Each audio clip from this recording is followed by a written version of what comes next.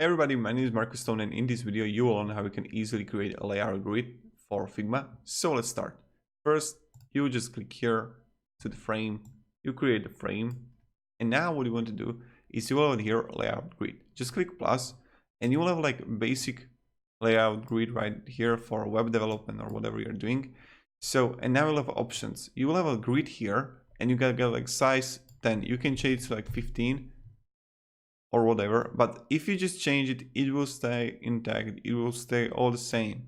Now you can change it columns, and let's go like 15, and you can stretch it, you can center it to the left, to center, to right, really up to you. And then you get also rows, again, top, or just stretch it through the whole. Let's change to like 35, and as you can see, like this is really easy layout grid. So this is how we make it. Thank you very much everybody for watching.